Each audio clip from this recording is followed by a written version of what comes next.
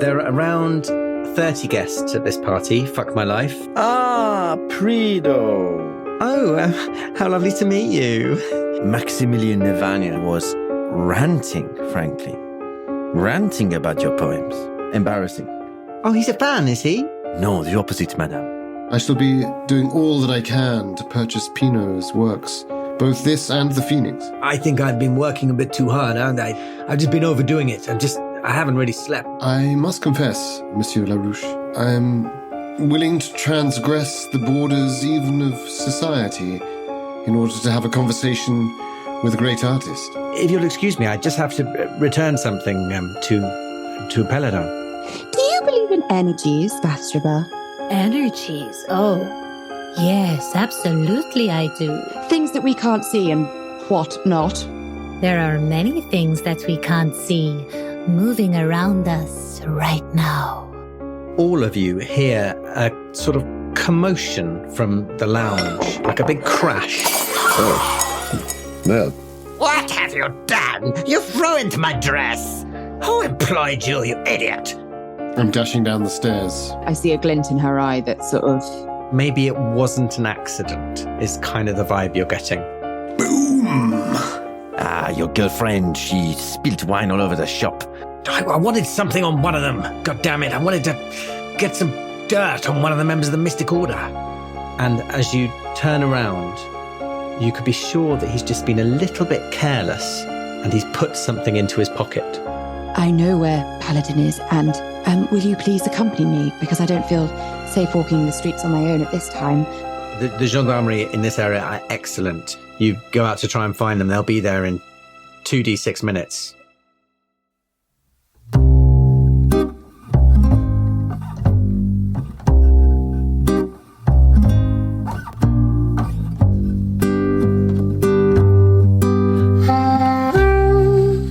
The Apocalypse Players present A Message of Art by Matt Sanderson.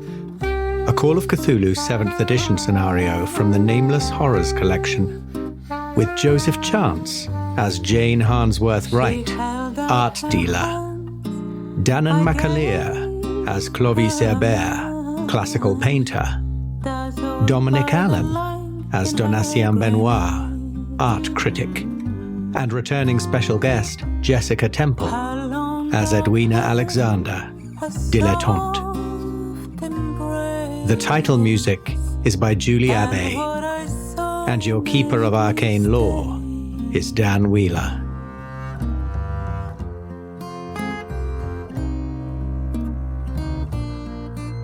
Part 5, Scene 1. I lock my door upon myself. Fernand Khnopff.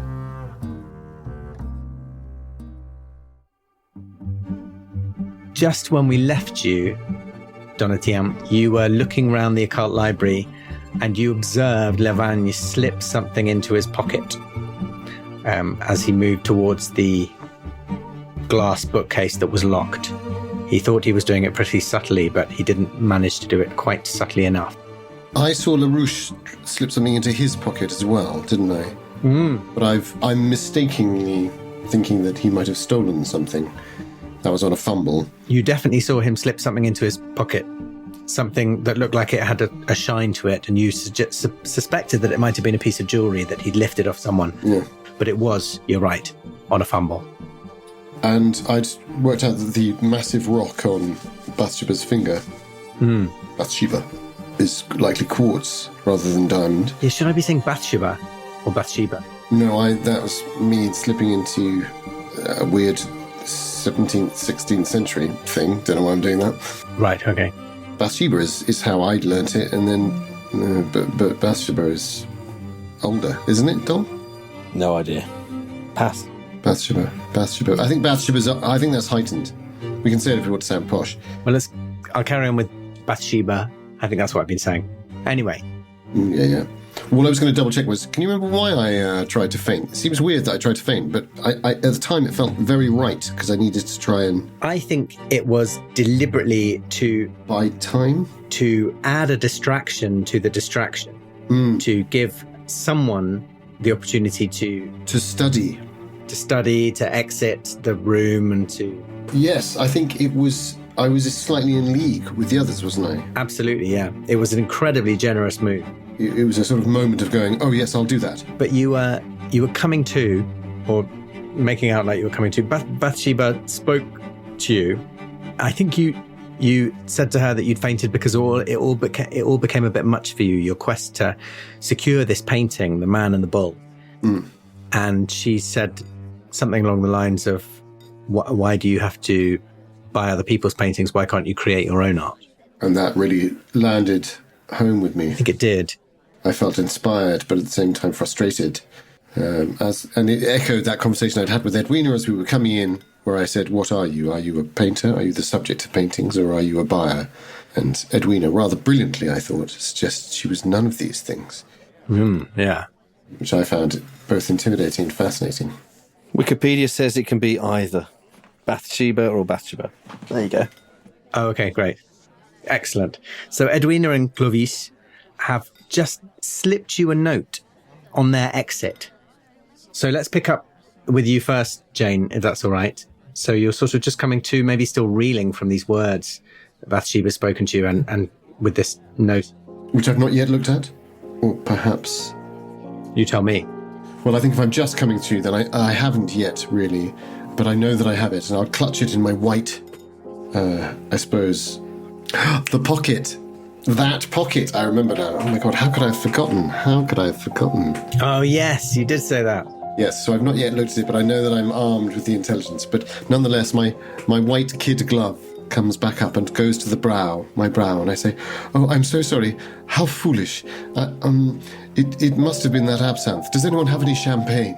And the maid who's just tipped the tray of champagne all over Danann sort of sobs. And another maid comes over with a tray that's much emptier and offers you a glass. And I'll try and neck half of that before any doctor tries to take it off me. Excellent. No doctors here. And I'm no doubt I have in my, I want to say pellicule. I don't even know what that is. Dom? Pellicule? Pellicule, film. No, then that's no good then. In my little bag, I take out a fan and I start to fan myself. I've put my opera glasses back in that bag, I think. And I start to fan. You can just see 2 foot of my 10-foot pole in that bag. But then I pop that back down as well. It's a bag of holding, obviously, so you can't tell that it's... It's what every antiques dealer needs. Yes. Every antiques dealer. I'm a buyer. I'm basically an antiques dealer, you're right. And does anyone seem overly preoccupied with either the maid or me as I scan the room, looking for my embarrassment, apparently? Does anyone seem overly preoccupied with the maid or with you? I think you notice, without needing a psychology roll or anything, Danann is looking daggers at the maid. And the butler, whose name, Coffier, the butler Coffier, is sort of looking with concern at the maid. Yeah. And he sort of goes towards her and has a quiet word with her and begins to lead her out of the room. Oh, heavens, such drama. And I take it the other two are leaving at this point, or have they already gone? I think they have sort of disappeared in the chaos. They've made use of the chaos. Yes, the sort of bodies. Yeah. Maybe you just hear the gentle sort of sound of a big, heavy oak door shutting as they exit the building. I saw Benoit head up the stairs, though, right? Yeah, I think so. And we did arrive together, and I do know of him, don't I? I know that he can make and break careers, so I think, knowing the other two have gone, I think I probably make an excuse and say, oh, perhaps I should, let me just check my my powder, and I gesture to the décolletage, which mine is considerably more conservative than young Mrs. Alexander's plunging for the time, plunging neckline. But all the same, I think it's the classic code, isn't it? And I'll, maybe I could ask the maid pointedly. Oh no, but they're in Coffier and her are in discussion. aren't they? So maybe I just ask the other champagne girl. Sure, yeah. And I say, where might I find the best place to... And I say in my moderate French, powered up my nose. And she says, oh, of course, follow me. Bombardions mon nez. And she sort of leads you out of the room, and Bathsheba gives your hand another little squeeze and looks earnestly into your eyes as you sort of get to your feet and follow the maid out the room. I think I try my best to hold her gaze, Dan, because I want to, but then I realize as I'm holding longer and longer, I realize I'm about to have to start to roll my acting roll. And then I go, no, I don't want to do that because I have no skills points in it. And so, of course, I reveal that I'm not really feeling what I'm feeling. And I think there's a good chance she might spot that, but I don't really care at that point, and I just break for the toilet. So I'm not even going to try and pretend. So that the maid leads you sort of round. If you remember, the apartments are sort of, there's like a square corridor that goes all the way around to like a central dining room. She leads you right round the other side of the dining room. You can see on this map. Oh yeah, thank you. Like round here to the water closet and the bathroom, which are sort of next to each other on the south side of the building. And she sort of indicates the door for you. And I shall thank her. Excellent. Meanwhile, upstairs, Benoit, you've seen Lavagne slip this book into his pocket and say something along the lines of, take a look at this, pointing at the glass cabinet. What is that? I have a look, keeping him in my peripheral vision. It looks like where he keeps the really good stuff, if you know what I mean.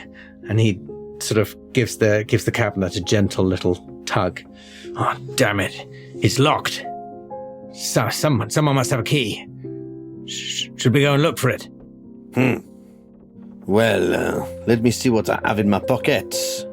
In my poche. Nothing, according to my character sheet. Oh, God. Can I see what's in the cabinet? Yeah. If you get close enough, you can see. Oh, I'll peer through the glass of it then and just... Let me tell you what's in there. See if this is worth my time before I start hunting for a little key. Yes, you can see... Have you got... What's your appraise like? Ooh, pretty good, I think. Oh, no. You'd think, but no. No. Do you have any occult or any Cthulhu mythos? Well, I don't have any Cthulhu mythos, but I do have occult. Not too shabby. I've got 40 in occult. Should you give that a whiz? You give me an occult roll and see how you get on. I mean, I can tell you what the names of the books are, but, you know. Does he see a squat figure on a plinth of vaguely anthropoid outline, with an octopus-like head whose face was a mass of feelers and a scaly, rubbery-looking body, prodigious claws on hind feet, and long, narrow wings behind? Unfortunately not. Just books, but... Just checking. But oh, what books? That's a 30 on my 40. It's a regular success. Well, you can tell that these, you know, it's very easy for you to tell that these are the most valuable books in the collection. I mean, you probably could have guessed that because they're under lock and key, but you recognize the names of a lot of them. There's the Key of Solomon, Malleus Maleficarum, the Zohar. There's a copy of Culte de Ghoul, De Vermis Mysterious, and the Pnakotic manuscripts. Oh dear, oh dear. Oh dear, oh dear. Yeah. Well, I think I say, all right. If we're going to do this the careful way, where do we begin? We could always do this the quick way. And I hold up my cane and waggle it. I think we should avoid attention. Someone must have a key. A member of the Mystic Order, I assume. Why don't we go downstairs and maybe... Frisk them all? Well, why not? I would say that when it comes to frisking like that, I have about a 10% chance, I would say. Well, let me think. What sort of chance do I have? Might be quite good at this kind of thing. I'd say I've probably got a 30% chance. Okay, so... All right. Make of that what you will. Yes, may we. But who is in this mystic order? We've got... Denariaz, Prideaux, recently LaRouche, of course Paladin himself. Well, Paladin is most likely to have the key, I would have thought. That's true. I think the newest one, whoever you said, probably the least likely to be trusted with access to these books. Yes. Maybe Prideaux is the one to try. She is about as thick as 2 short planks, so possibly she's the easiest to manipulate. Yes. To distract. Yes. Well, I'll if you distract her, I'll look in her bag. Parfait. We have a plan. Excellent. It means sneaking back upstairs again. Well, yes, that's true, but we may have an opportunity, perhaps when Paladin returns, if he returns. Unless he's then going to want to use his books. Oh, damn, you're right, but I can't think of a better idea. Well, we could smash the glass. I think that would be a mistake. I don't know what we'd gain from these books if we... Well, I don't know why I trust your judgment so much, but... but you seem to be someone who knows things, so let's... All right, let's try and pat down Prideaux. Yes. You distract her, let me do the patting down. All right. Not like that. Just, I'll just look in her bag. I know she carries a bag. This is what, 1886? 1892. 1892. Looking in a lady's bag is, well, one of the most heinous things you can do. My dear Benoit, it's the Belle Époque. Is that what you call it? That's what they will call it. Take my word for it. All right. Well, we'll go and give her a Belle Époque then. And we walk downstairs. I'll have a Belle Époque around in her handbag. I think even in France, that wasn't approved of. Yeah. Right, we'll shut these doors carefully behind us. Maybe. And after you. All right. And he sort of ushers you out of the library, if you're willing to. Yeah, okay. What's he up to? I don't trust this guy. I don't know why you would. and he sort of shuts the doors behind him. Okay, so he does come out. He does come out, yeah. He follows you out and he shuts the doors behind him as well as he can. And at the top of the stairs, I go, after you. Oh, merci. And he starts making his way down the stairs. I'm like a step behind him. Mm-hmm. Jane Harnsworth-Wright. Yes. Are you in the little bathroom? It's the quintessential moment where the lady enters with great poise and then immediately closes the door and rushes to get the billet-doux out, but in this case it's the secret message. Uh-huh. And all of her so-called poise vanishes as she just, avariciously wants to know what's been written. Mm-hmm. We will be at the gallery. That doesn't really help me, because Pinot's still here, isn't he? He is. Pinot is still here. And has Pinot gone upstairs? No. Pinot, I think, entered the drawing room. Is that what we're calling it? Let me check. The furthest room in? The lounge. No, he was in the library, but he came into the lounge with everyone else when there was that big commotion with the drinks all being spilled. Yes. But he said to me, perhaps talk to me later. About the painting? About the painting. Yes. Yeah. And it was LaRouche who was going upstairs. Earlier, yes. But then came back down again. Yeah. Yes, I think she's torn in that moment. And I think she really does attend to her décolletage and repowders her face. And for the first time, in as long as she can remember, she looks in the mirror and she thinks it's not clear. Normally it's straightforward. She has a great instinct for knowing what she likes and liking what she knows. Yeah. And she goes and spends her husband's money on it, and it makes the money. And now she's hesitating, because she still wants the painting. There's no doubt about that. She will leave Paris with the painting. But now she also wants to know how best to follow this instinct. And Bathsheba, how does she do that to people? And Jane knows that she did it to someone else and saw it happening to someone else, the same moment of inspiration. How can a creature of this demi-monde cut through like that? She herself, Bathsheba herself, is a find. What might the London art scene gain? And I think with that moment, she launches back out because she's thinking now her new target is to get them to come to London. Okay. And are you going in search of Pinot first, or? I think she's going to report into Benoit, who she arrived with, and is going to say the others have gone to the gallery.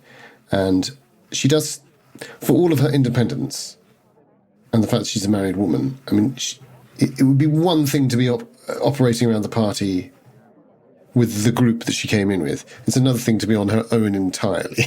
I think. So I think she will head towards Benoit, at least to inform him that the others have gone, and then she could consider going over to join them and maybe find out, looking at the paintings over there, or she could pursue these other two artists here and Bathsheba. So, yeah, find Benoit, who was last seen striding upstairs. Yeah. I seem to remember. Or sneaking upstairs.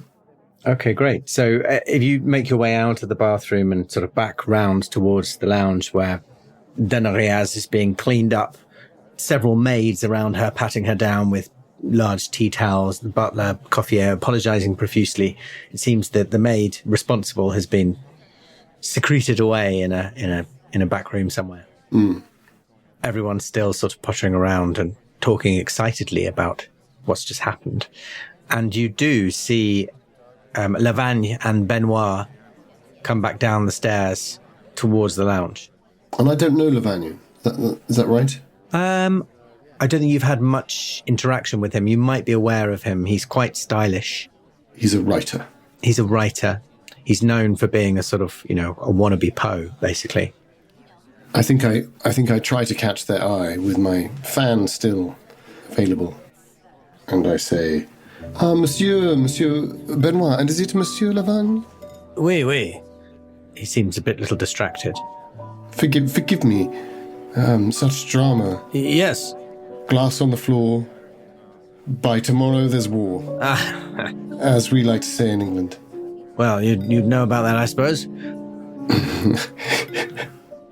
And I sort of make meaningful eyes at Benoit, but not in a sort of sexualized way, more in a sort of, everything all right way. I sort of try and respond with a kind of semi-eye roll, as if it's like I'm trying to sort of communicate, don't worry, he's sort of on side, but he's annoying. I love it. I don't know if the keeper needs a roll for me to try and understand that. Why not give me a psychology roll to see if you can work out what on earth is going on here? I mean, it's necessary in these little moments, isn't it, in these parties? It is the Belle Époque in all full flood. The great unsaid. La grande scène. La scène? Yes. Psychology, 30%. Hold on to your hats. No. That's I'm baffled. I can see there's a lot going on for him. You can see there's a lot going on for both of them. I think, even failing that psychology roll, you can tell both of them have got schemes afoot. Our companions who we arrived with have popped over to the gallery, I understand, I say to Benoit pointedly. Right. So, Paladin is going to be some time, perhaps? Yes. He's at the gallery? Well, I assume so. Well, maybe they'll rouse him here sooner. He's trying people's patience now, I think. Well, no doubt you two need to find some charming editor to sponsor your next spoils of exposition and indeed inspiration. And I sort of indicate that the exposition is Benoit's business and the inspiration is Maximilien Lavagne's. Well, hopefully we'll get a book out. Yes. Marvelous. Soon. Well, why don't you make a woman in Paris who's left her husband at home look a little bit more reputable, and take me through to wherever you're headed, and put me on a sofa so that I can watch the fun. Yes, of course, yes. A banquette? And Lavagna takes your arm, or offers his arm for you to take. A settee? Yeah. A chaise longue. I fall in between them, but like behind. Sure. So they're linked together. I'm stood sort of almost. I'm walking behind them, almost between their heads, so I can whisper to them both at once. Nice. And I say, "We're all on the same page here. I think we can trust each other, no? Discretion, where? Where? But of course. I thought so. Lavagna and I have found the secret stash of rare books. He's got some pricey numbers, I think. Madame, you would be an expert, no? Where are they? We'll show you, but first we need the key. They're in a locked cabinet. We're hoping that one of their mystic order might have one. So we were going to, have a word with, what's her name? Prido. Ah, Prido, the poet? Wait. Yeah, you can call her that. Yeah, she's terrible. In fact, Mrs. Harnsworth-Wright. That's it, isn't it? That's absolutely correct, yes. Perhaps you could keep an eye on Danann. She's another member of the Order. Ah, and she was the one who's being cleaned up, right? Yeah, exactly, yeah. Who I passed. And are we now out of their range? At this moment, you are re-entering the lounge on his arm, and maybe he's shepherding you towards a chaise. We should reconvene in a few minutes. Get back upstairs once we have the key. Madame H.W. She will need her expertise, I think. It will be useful when we get upstairs. Yes, quite.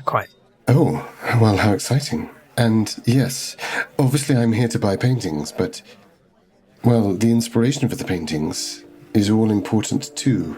And I think at that point I turn, because I've been sort of smiling and looking, and I've just been listening with you at my ear, Benoit, but I think I risk the turn and acknowledge your presence, like a sort of imp on my shoulder.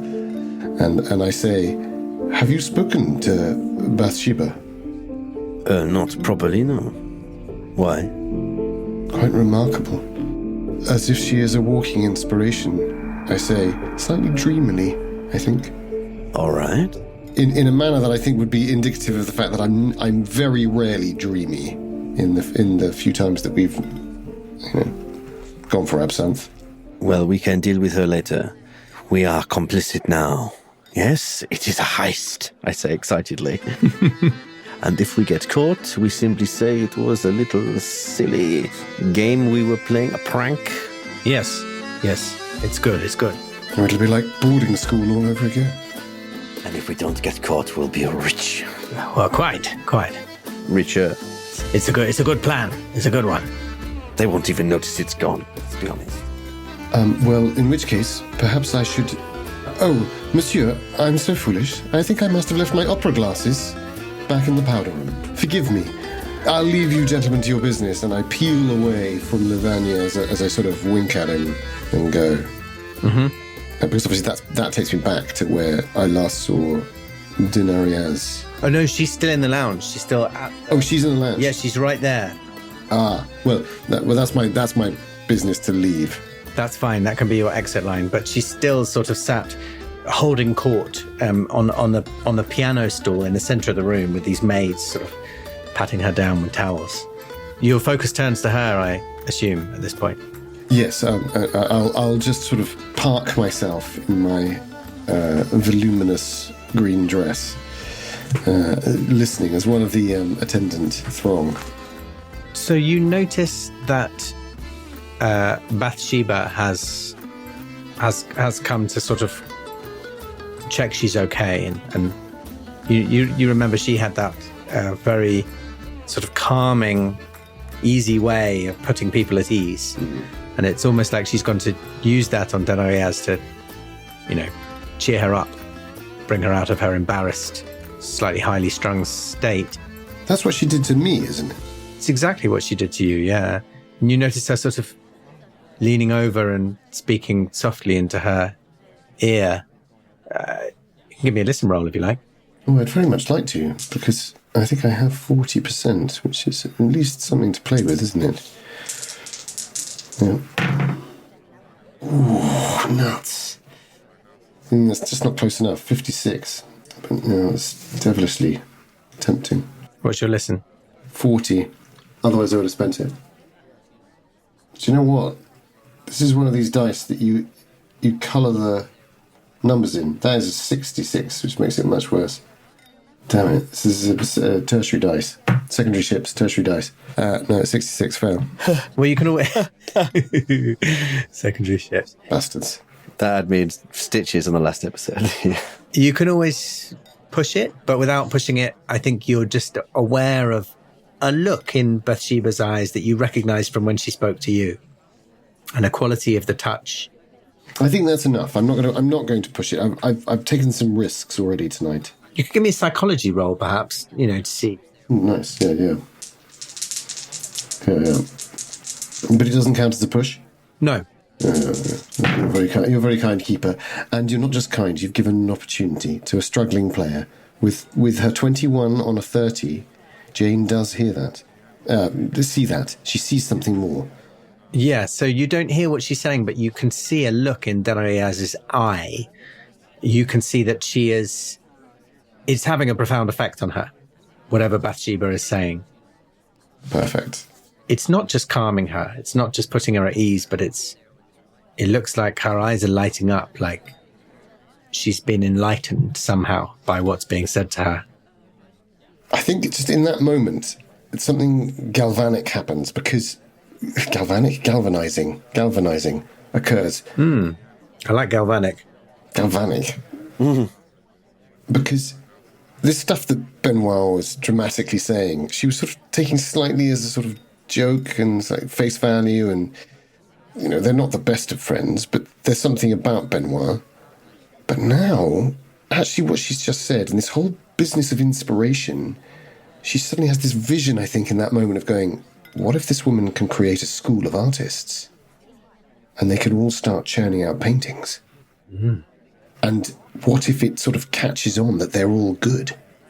That could be the symbolist revolution in full flood, and she could be at the centre of it, making money, and maybe join it, as painter-dealer both. Mm. And it's a sort of weird passion, sort of, after the calmness, witnessing the calmness but no longer being part of it, she feels this sort of flood of excitement. And I think she even casts an eye over at Benoit, maybe if he's even still in range, and sort of narrows her eyes as if, yes, I'm on this now. I'm on this. I'll go back to Benoit, but just to make you aware that Pinot, who's the other person you were sort of interested in speaking to, is also still in the room, sat on a settee or a chaise. But I'll come to Benoit and see what's going on there. So, as Jane has sort of parted from you, Liavagne makes like a beeline for Prideaux. He looks back over his shoulder and gives you a nod, as if to say, this is your moment. Mm. So I stride up to Prideaux and I'll say, I think I squat down in front of her if she's sitting. What is she doing? She has been... she's been just sort of writing in her little notebook. She is sitting down again now. Yeah, everyone sort of stood up when this commotion happened, but she's returned to her little window seat, and she's just sort of staring into space and then occasionally writing something in her little notebook. I think what I do is I go, Mademoiselle, I've made a terrible mistake. Oh yeah? What's that? You remember what I said about Liavagne? Yes. And she sort of looks over your shoulder where he's sort of lurking. He's going to frisk her, right? Yes. Yeah. Yeah. I say, I know he's close. We mustn't talk too loud. What I told you, he said about you. I'm starting to think that that was a ploy. Oh. What makes you say that? Everyone's spreading shitty gossip all over the salon. Oh. It is to cause a ruckus, trouble. I cannot risk getting involved, having my reputation damaged, and I want the same for you. I need to protect you, mademoiselle. Oh, well, you're very kind. Well, you understand what I must do, and I try and snatch her book from her, but I do it slowly so she's got a chance to hold on. Oh. And when she doesn't hold on too tightly, she sort of lets it go. Okay, so I snatch it and I go, we have to get rid of everything you wrote about Lavagna. And I rip out a page. Oh, no. No, I wouldn't write about him. Just out of arm's reach. Keep your voice down. And I start ripping the pages out. I don't just do this to protect you, mademoiselle. I do it to protect everyone. This is a fantastic distraction. She moves away from her seat and she steps away from... She has a little... I don't know if this is the right period at all or not, but she has a little bag. Let's say for argument that she does have a little handbag. Yeah, little clutch bags. Yeah, I've seen them in the paintings, I'm sure. And you see Lavagna sort of move towards it. Would you like to give me a spot hidden? I don't even know whether you need it. No, give me a spot hidden.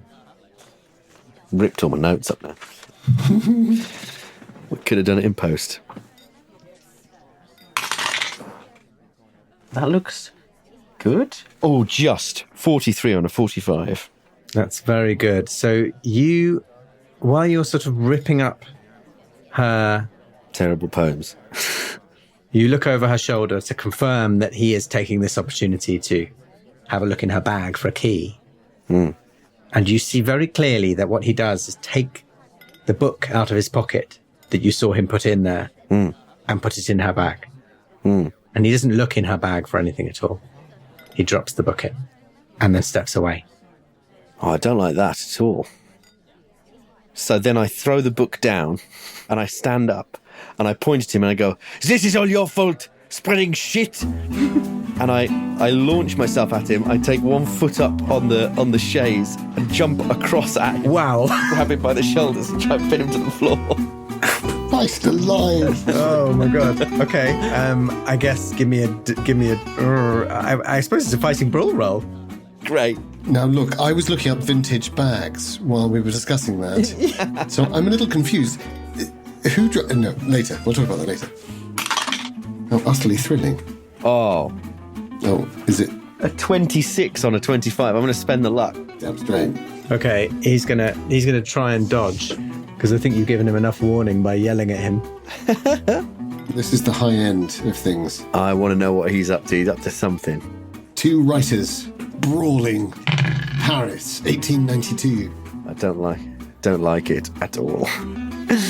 Well, I mean, it's just typical, isn't it? Famously, I roll very badly, but that's a success on my dodge.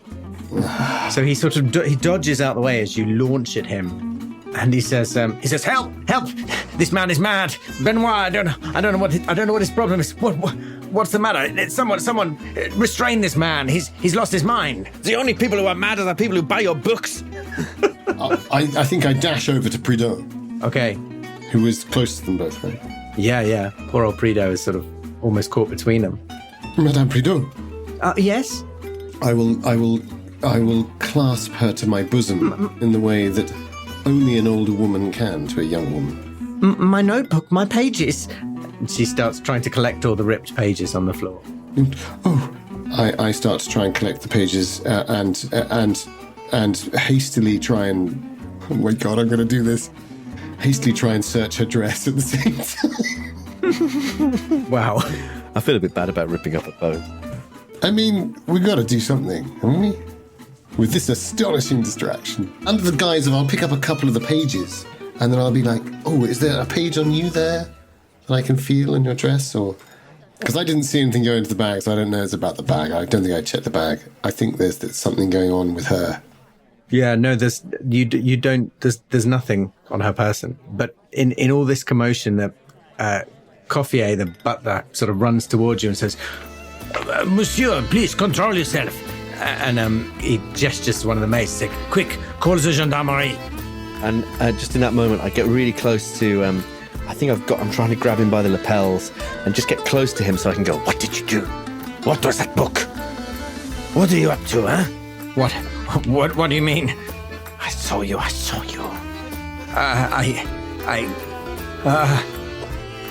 Please, what would it take? What can I pay you? I just want to know. All right, God damn it.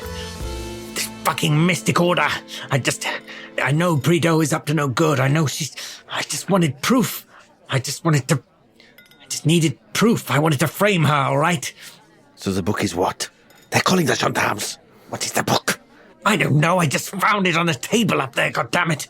Oh, I see. So what? So you make it out like she has stolen a book that she has full access to? Are you mental? This man is mad. He's stolen a book, he yells. This man is mad. He has written a book. The butler is frantically trying to de-escalate the situation, I think failing miserably. Yeah. If he's between us, I'm shouting over the butler's head and I'm going, I'm going to stuff you back into that grandfather clock if it's the last thing I do. Please, monsieurs, calm down. The gendarmerie will be here any minute. Oh, you don't need to call the gendarmerie. It is pointless. It's over. We're done. Yeah, we're done. She has already called them. They will be here in 2d6 minutes. That's what the scenario says. Fine. That's very soon. So, hang on, the scenario anticipated this behavior? Oh, yeah. Mon Dieu. Those scenarios, they think of everything. 2d6 minutes, they're going to be here really soon. Well, we do know that they're very popular around these parts. Very prompt. Very prompt, yes. Yeah. Madame, what was the business? What was the matter? Oh, are these your poems? Yes, they're my poems. I don't know what this gentleman had. I don't know what problem he had with them. He just started ripping them up. What are you talking about, a book? Well, perhaps he was fearing scandal. What sort of scandal? Most of the scandal seems to be caused by these two gentlemen having at each other. Come now, it's not the first time that a salon engagement has outstripped the bounds of reason. Perhaps, especially with artists such as yourself. A brandy. Coiffier. Brandies, surely. Rather than gendarmerie. We can talk this over. Brandies, perhaps while we await the gendarmerie. By all means. And he sort of snaps his fingers and some brandies are brought over. Coiffier's old school butler. Yes. Man of a certain age. 50s? Not quite, but yeah, 40s. 40s. Monsieur Coiffier, there has been enough excitement for the evening, surely. I hope so. If I recall, and I open my clasp purse and I my bag, my little clasp bag, and I take out a crisp 5 franc note. So a lot of money. This essentially is what I'm saying. And I say, if I recall, to resolve the issue of any police arriving, it's usually around 2 to 3 francs, but perhaps this would resolve all matters, as we are here for the art, not for the entertainment of the inspiration of it. Would you be so good as to hold them off at the door? I need to know that there's not going to be any more violence. Monsieur Levagne is a Poe in the making. Perhaps he was merely gaining information for his latest work. As for Monsieur Benoit, I have no doubt that he had every good reason to fear scandal in the moment. And as for this lady, well, she is to be left alone to her writing, isn't she? I will see. We'll see what the situation is when they arrive, perhaps. But thank you, madame, for speaking so calmly in the face of such violence. Well, I was inspired, I say, raising my voice somewhat, by the hostess of the evening, the wonderful Bathsheba. A toast, and I reach out to anyone who might have a glass, even if it isn't a maid. Fine. And just go, a toast to the wonderful Bathsheba, and such a marvellous gathering of souls. I think several people are quite entertained by everything that's been going on, and do sort of somewhat amused raise their glasses and join you. I mean, if I can, I'm going to scoot in front of Benoit as I say that to sort of give some kind of... Because my dress is voluminous and large. And sort of indicate that I'm trying to cover him slightly if he wanted to try and make a dash for any bags or anything. I tell you what, I do an eye roll. I go with it and sort of gesticulate as I toast at the end. Which is probably quite weird. I think I will take that opportunity to kind of do a quick search of the bag to see if I can find a key. I don't really care about the framing, but I'm annoyed he didn't look for the key. I mean, if everybody is looking at us and it's like too weird, then maybe not. But I'm just thinking, if everybody else is sort of starting to toast and the distraction has worked in any way, would you like a roll of some kind? Yeah, what would it be? Appearance? Yes, I could try that, yeah. Appearance 60. I mean, persuade 40. I'll go for appearance 60 if you'll give it to me. I like it. That is a 57. It was meant to be. So I think it's an adequate distraction if Benoit wants to have a look in the bag. I don't think Lavagna has been distracted because I think you and him are kind of still almost at each other, right? Yeah, I imagine we've been separated by the butler. Yeah. But I know he's more intimidated by me than I am by him, so I just go into the bag, and I think I'd probably make a look at him when I do it. Maybe like, I'm still annoyed you didn't fucking look for the key. So if you have a little root around in the bag, there is a key in there, but it doesn't appear to be the sort of key that would open a little cabinet. It looks more like the sort of key that would open a door. And you find, a little like a makeup, some powder. Compound. And a mirror. Yeah, and you do find the book that presumably he has put in there. It's quite a slim leather book, and there's no marking on the spine or the cover of the book. It looks like a really small print run. Do you take it? I don't know. Part of me is like, I'm kind of wanting to see how this framing thing works out. I don't think his plan's going to work. I think she's the kind of ditzy person who would just be like, oh, I must have picked this up. And it doesn't seem to me like she would have been denied access given her status in the group. Mm-hmm. I don't think this guy Lavagna knows what he's doing, really. It's a tricky one. Well, interesting. So he did sort of like hiss a few things at you, didn't he, in your sort of argument there about the idea that he was trying to frame her. Yeah. And, he didn't care what the book was and stuff. You could do me a retrospective psychology roll to see how much of that you believe. Yeah, how much you buy it. That'd be good. Let's give that a whiz. He was involved, wasn't he? He's involved. He's got this girl on the inside. We feel, possibly. That's a success. A regular success. That's a success. So basically what you've just sort of inferred on your own is backed up by the vibe you get off him. Right. In other words, he doesn't care what this book is. He doesn't really know what he's doing. He is attempting to frame her. That much was true. There's nothing particularly special about this book. And you think back to the moment when he, slipped it into his pocket. He didn't get it out of the cabinet because the cabinet was locked. It was almost like it was perhaps the first book he could find. And he is genuinely just trying to frame her by sticking any old book into her bag. So he's a useless cunt like that Danann McAleer. Glad he's not here. I'm going to leave you with that and ask what Jane's doing in this moment. So you've just done this big toast and this big distraction and perhaps got everyone kind of back on side, and you get the impression that the gendarmerie have been called, but perhaps you might have persuaded the butler that, if things calm down enough, he might be able to say there's been a mistake. Yeah, and I'm trying to do that thing where it's like, if Couffier wants to take the money, and then that's why I was like slightly over the price, and saying, because I've got this credit, so that's fine. Mm-hmm. It's up to Couffier what he wants to do with it, but I wouldn't have thought he'd piss around. I think, is it fair to say that I still have a piece of paper from the notepad? Could I see what she's writing? Sure.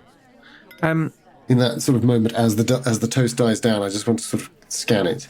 It is. Her handwriting is sort of spidery and not very elegant. But what you can see on a first scan is pretty good. It's kind of symbolist, romantic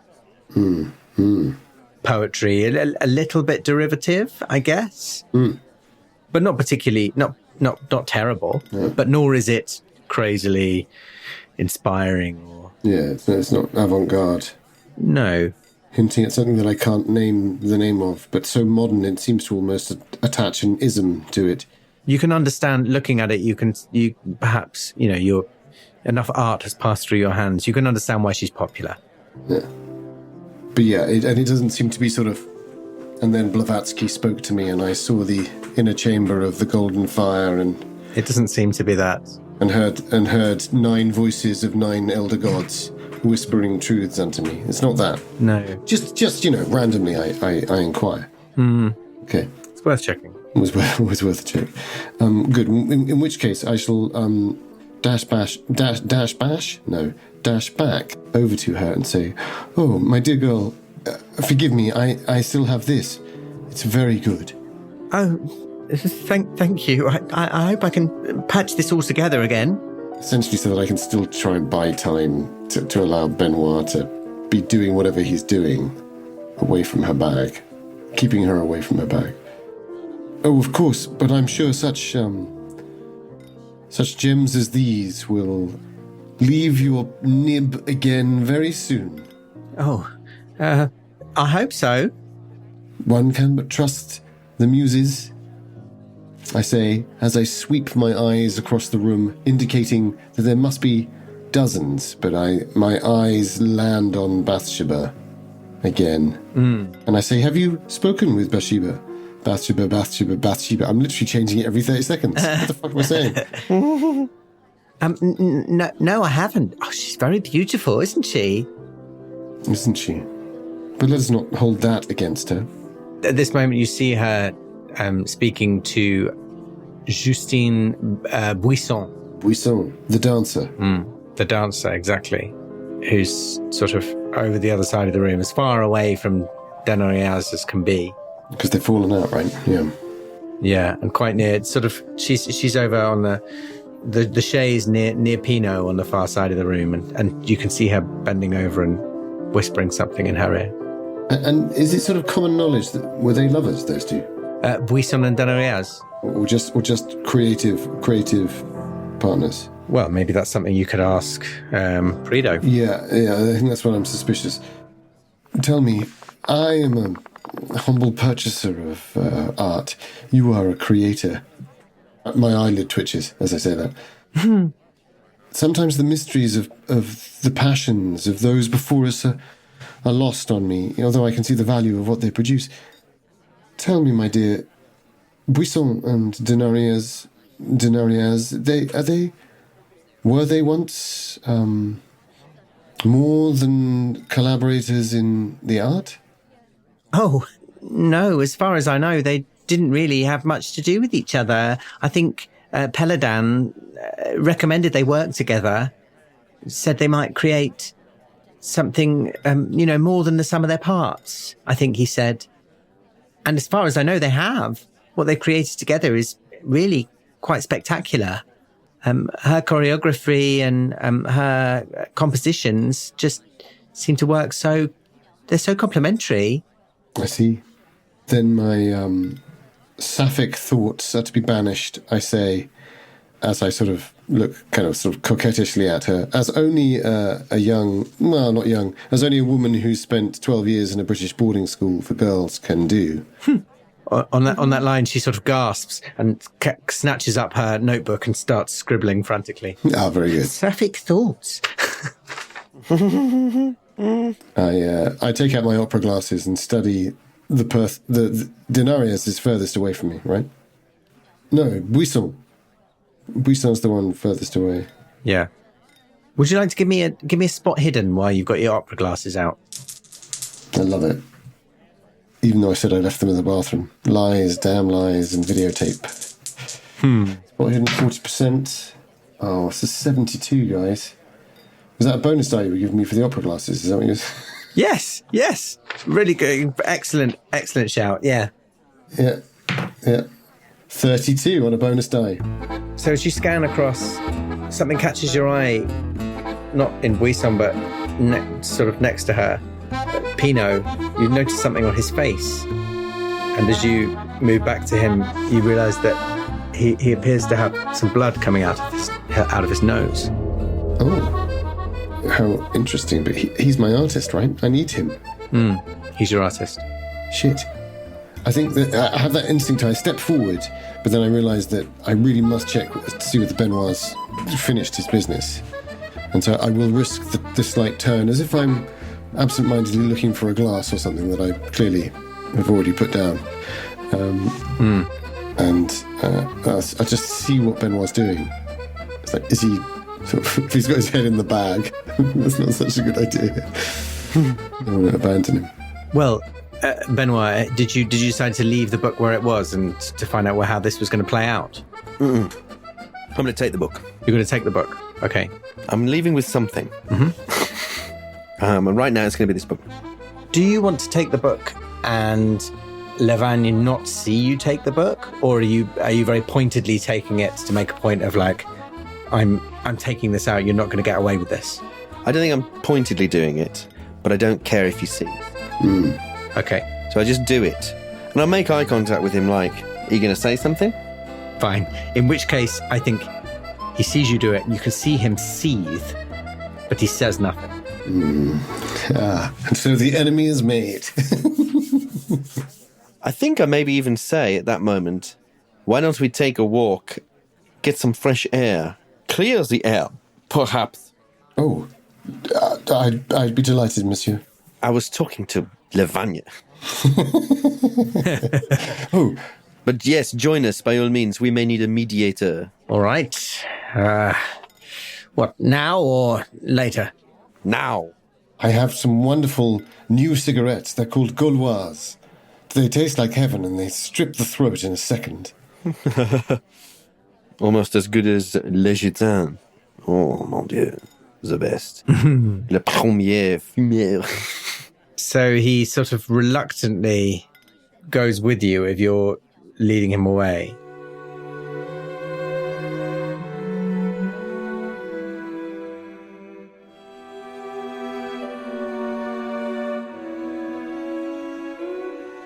Scene 2. The Marsh Flower. A sad human head. Odilon Redon. Jane, are you going with them, or is there anything else you want to do in this room? Do you want to speak to anyone before you leave? I think I do say, I'll bring you your brandies, and I will make a show of going over to... No doubt by then the waiter's coming in with some brandies, because that was at least 2 minutes ago, right? But of course it draws me back into the centre of the room where I'll pick up 2 brandies and make my way over to Pinot.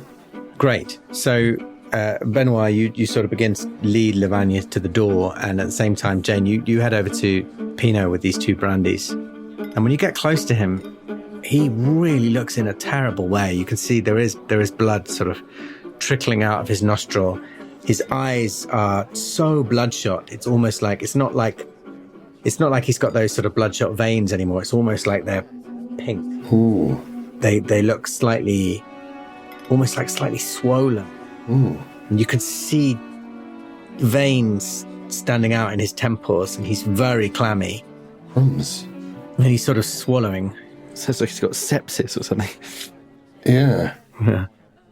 My instinct is to offer him a brandy, which I think I do. I say, "Oh, monsieur, are you well?" And I sort of proffer the brandy, and then I wonder whether that's a wise idea, and I sort of take it back before he can, unless he's sort of going to lunge for it. Oh, I don't know whether I could, my love. Monsieur, but perhaps some air would help. Oh, why do you say that? Huh? You look a little, well, we would say, peaky. Because they speak Northern, don't they, when I speak in English. I don't know what that would be in French. You have a quality of... I believe it's peaky. You have the quality of one who has climbed up a mountain too fast. I'm feeling a bit That's got a bit much. Is it hot? Here, take my arm. Let me walk you outside. No, I'm all right. I just... Please. I'll take my handkerchief. And he takes out his handkerchief and starts dabbing his brow. He's seemingly unaware that he's got blood sort of pouring out of his nose. I don't know whether you point that out. I think at that moment, if he's taking the handkerchief up and it doesn't have blood on already, I say, I whisper and I say, are you aware that you have an exsanguination from the nostrils?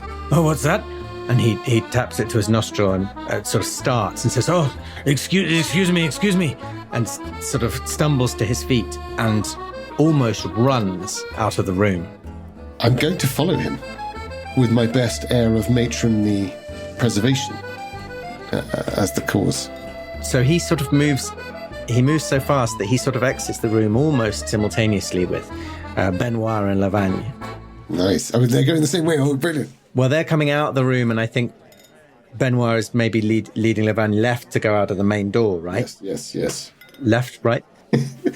And if you follow Pinot, he heads round towards the bathroom. Excuse me. He sort of bustles past a maid with a tray of drinks and runs into the little water closet and slams the door behind him and locks it. I sort of know exactly what I want to do, but it's so absurd. I think I want to kind of get to the water closet as it slams and say, Monsieur, you do have life insurance, don't you? You just hear this sort of groaning. Perhaps a doctor? I'm sure there must be one here. Yes. I think... Just 1 minute. I'll be out in a minute. Of course. And I'm going to cut away to Benoit and Lavagne, who you're entering the sort of lobby area, the way you came in, leading Lavagne, who's sort of reluctantly going with you and saying, so what have you got to say for yourself? What are you planning on doing with that book then? Got any fancy ideas? I'm going to see if it's worth anything, because our current plan doesn't seem like it's going to plan. You're supposed to look for a key, and then I find you're doing some other scheme which is not going to work. You haven't got a clue what you're doing. Have you never framed someone before? Mon Dieu. You're operating with very little information. It is about as well researched as one of your stories. Well, seems you know a lot about a lot. Well, I know how to grift. I've read enough fucking books. So what do you suggest? You I don't understand. Are you with me or against me? I don't understand what your agenda is. I don't understand what your agenda is. Where's the book at this moment? Are you holding it in your hand or have you put it into a pocket? I think I've tried to slip it into my inner pocket, if it fits. Otherwise, I've put it in my waistband at the back. Fine. He comes close to you and he says, I've told you what my agenda is. Paladin is obsessed with the members of the Mystic Order. The rest of us get short shrift. My stories, whatever you think about my stories, they're worth something better than Prideaux's shitty poetry. And as those words echo around the room, the doors open, and in through the doors come Paladin and a couple of members of the Order, and also Clovis and Edwina. Their bodies, at least. Yeah. Meanwhile, Jane, outside the lavatory door, where Pinot's just gone inside, you can hear like sort of a muffled splashing, as if he's splashing his face with water. And then suddenly a sort of pop and a splattering noise. Oh, no. Oh, God. Oh, God. I frantically look in my purse for a piece of paper and a pen, and I just lean on the wall and I start writing out a note of continuation of purchase and legal handing over of artistic rights. I'm desperately writing out as quickly as I possible, and I underscore an empty line with the French for signature. Mm-hmm. and I'm just trying to get it under the door as this is happening, I think. You're trying to get it under the door? I want the rights. I want the rights to the painting. Yeah. And I offer him a large sum of money in it. It's not going to work. It's not going to work. No, but I like it. So you're literally just sliding the paper under the door? I think that's when I hear the pop, isn't it? As you hear the pop and the splatter. And I hesitate in that moment. Oh, monsieur, is everything all right? Silence. I don't slip it under the door. I pull it back, and I tuck it into my wrist. How far did you get it under the door? Oh, classic. Yeah, no, I bet in my enthusiasm and the absurdity of it, I shoved it under, didn't I? But I hadn't let go, because that was the hesitation. So as I pull it back... It's pretty messy. Effluent? It's covered in blood and what looks like... Well, I don't know. Have you got any medicine or biology? No, I just checked, actually, yeah. Because I had a feeling. Oh. Have you got anything at all? It was just the base. Okay, I've seen this painting, haven't I? Yeah, you've seen the painting. Dan. Keeper of the back streets of Paris. The 9th arrondissement, yeah. Yeah, so I beg your pardon. Keeper of the 9th arrondissement. Keeper of the 9th. The 9th. The bull and man, is that what it's called? Yes, the man and the bull. The man and the bull. He signed it, right? Yeah. I've obsessed over this painting. I've seen it a dozen times. Mm-hmm. Maybe not that many, 6 times. So I know his signature, don't I? Mm-hmm. I'm going to try and get into this bathroom, and actually, no, fuck it. Do you know what? I'm going to sign it now. I'm going to sign it now. I'm going to fake the sign. I mean, she's right on the edge of pure panic. But I think she's going to sign this thing to say that he's handing it over. You're going to sign the thing over the blood splatter? Well, there's blood splatter, right? So I'm going to see if I can sign it to make it look like that was his last act. Sure.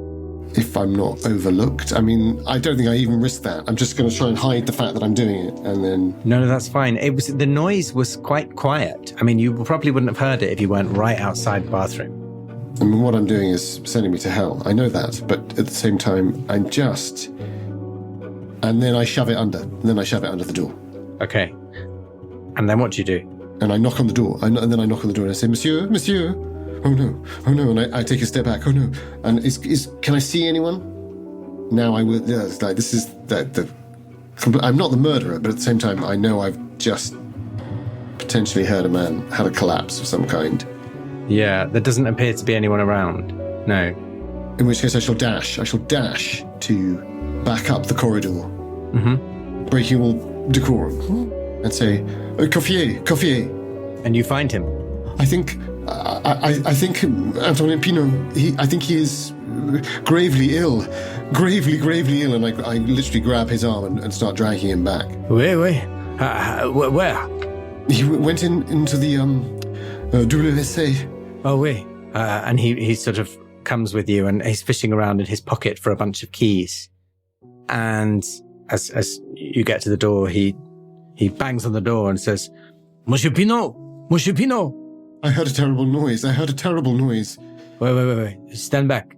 And he slips the key into the door and unlocks it and opens the door. And are you right there? Did you stand back, or are you right there? Well, I think I try to do that artful thing of taking a step back and then stealthily leaning forwards so that I can actually see. So what you see when he opens the door... Oh, God, here we go. ...is Pinot sort of slumped over the toilet bowl, and the back of his head appears to have sort of exploded. What? Oh, God. There are fragments of bone embedded in the walls and the ceiling, and there's blood and brain matter all over the place. Oh, God. It sounds like you were really trying to have a good look, so I'm going to give you everything. Oh, I wanted to see. To the point that his skull appears to be almost empty, hollowed out by this explosion. Oh, God. You can give me a first aid roll. In fact, I think you should give me a first aid roll. Before I face the blast of... Yes. First aid? What are you going to do, scoop it back in? I tell you what, that's exactly what they taught us back in the Russian army. It's basically like a jigsaw, a 3-dimensional jigsaw. You put the front bit at the front, and the back bit at the back. And then you add the electricity. Base is 25, right? First aid base is 30, I think. No, 30, of course it is. I know nothing. It's an 82. And I think it's probably because I'm about to lose my rocks. Yeah, because you're currently making a sanity roll for me, please. Yeah, no, that is definitely what I'm doing. Oh my goodness, I mean...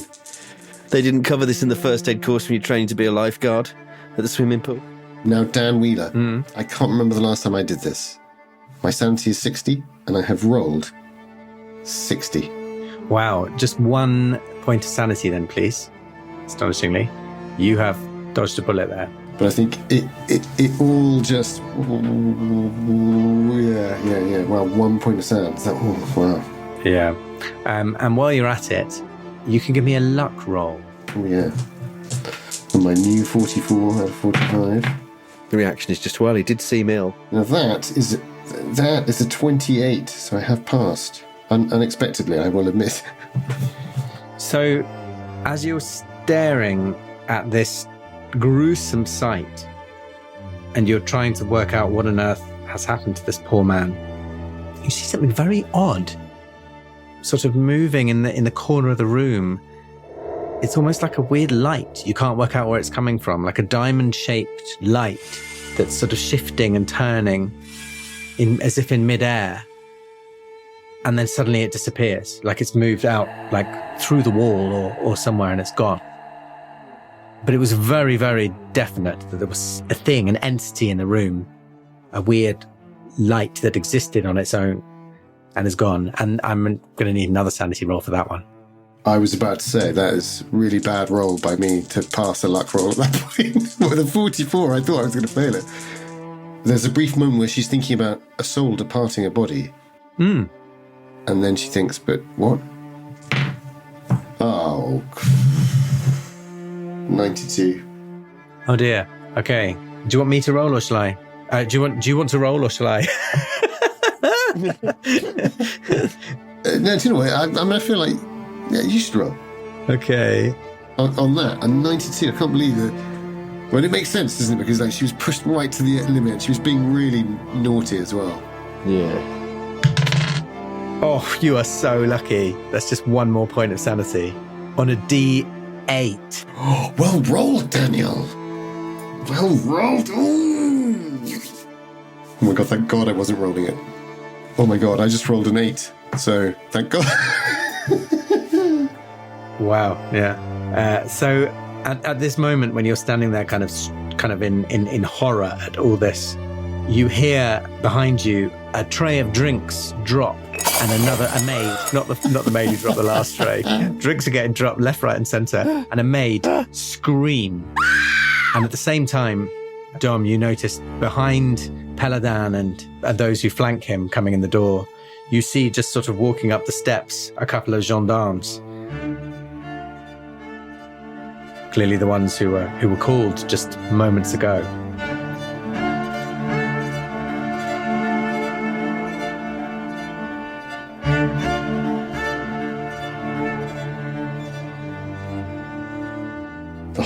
The horror.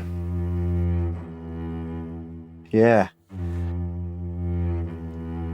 Oh my god, Dom, are they in their brains? Something's been implanted in their brains. And some people are the chosen and some people aren't, by the sounds of things.